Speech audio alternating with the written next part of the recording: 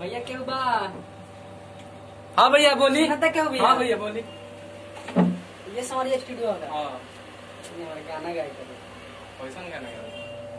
कैसन क्या बताए? मैंने बोला नु एगो रोमांटिक सॉन्ग के लड़की दिल तोड़ ले भी यार। मान लेना हो सही। हाँ तब केकरा को होता नहीं आजाद जी के? आजाद क्या नाम? ये म्यूजिक डायरेक्टर आजाद भैया। हाँ ए देखी ना के हुआ बा करवा बे अंदर ले आई। आजाद क्या नाम? हमारे नाम हो गया नाम? ये मैं गाना गाएगा। आजाद ये बैठिए ना।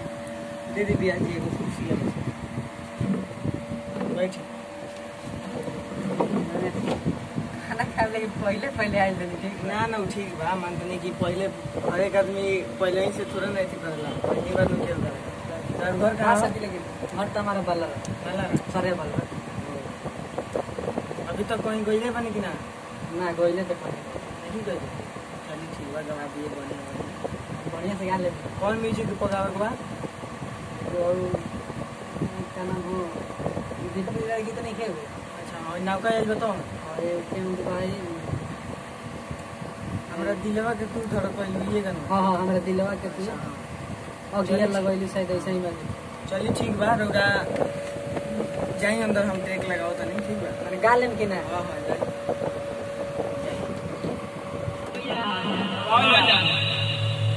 हाँ आई देख लिया दिखाई तू बढ़िया आज दे वो जो सब अब तो आ गइला लानी गायब की नहीं गायब तो हां आई अब हेड बनवा लगी कौन और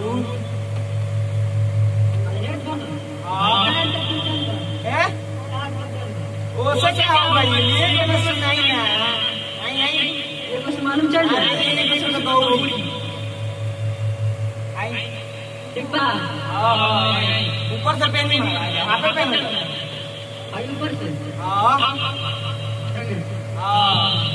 तो गिर जाता है मुड़िए पर रखिए मुड़िए पर ऊपर लगा के मुड़िए पर क्या है हां आई सुना सुनाई के सुना गई के और बजान में सुनाई सुनाए सुनी तो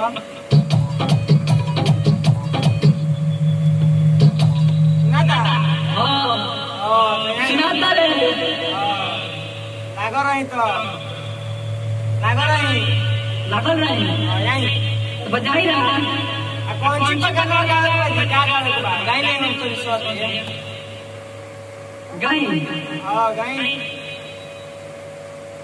गाई तो के बाद चार लोग जनम से ज्यादा भरोसा पे कइले ई क्या गावत है आई म्यूजिक पे गाई तो नहीं आई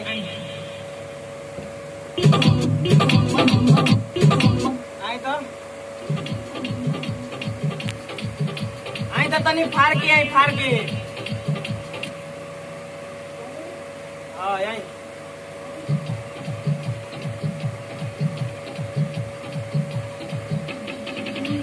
आई हाथ देम तो गायब हाथ देम तो गायब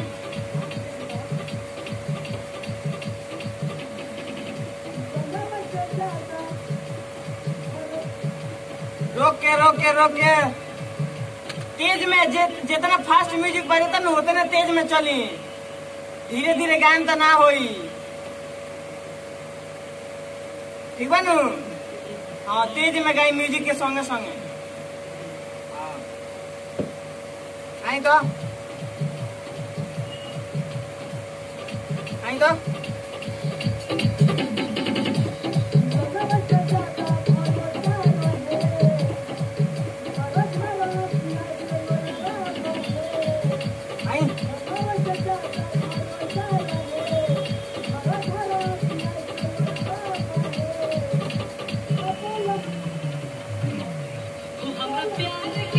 खेला भाई समझ के तानी को तरस नहीं खाइयो ना मैं वो सारा के ले बतिरो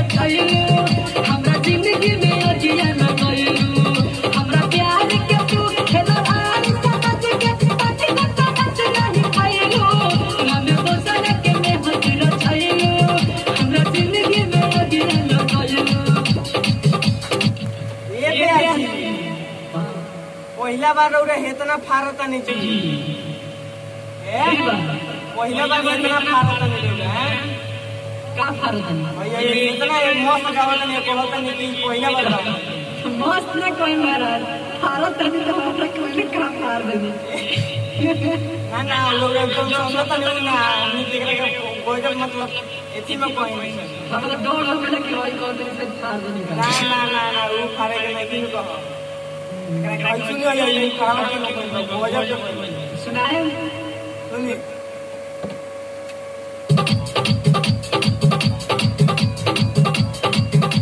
जनवा से ज्यादा भरोसा रहे झरा झरा अखिया से लोरवा बहे जियो भैया जियो जनवा से ज्यादा भरोसा रहे झरा झरा अखिया से लोरवा बहे बोला लगन के हमरे का पहिलू हो हमरा प्यार के तू खेला भारी समझ के तने को समझ नहीं बाप रे बाप बुझाता कि साहब लोग का कहीं रोगा क्यों तो निके में क्यों कर नहीं तो फिर से करी तो एमे केहन तो नहीं करत रही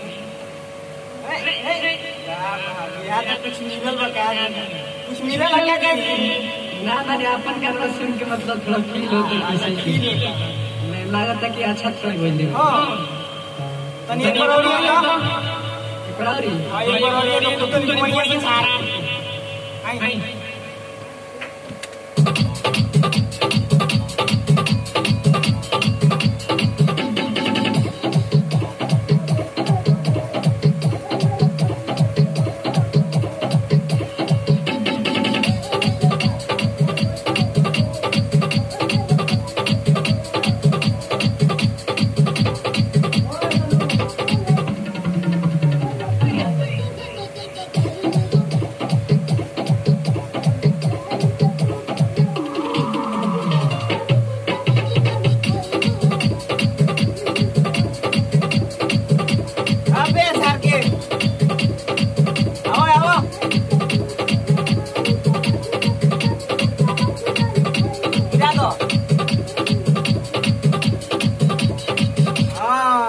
बात भाई गजब करो दौड़ा दौड़ा के गाँव नहीं सही में कहा हाँ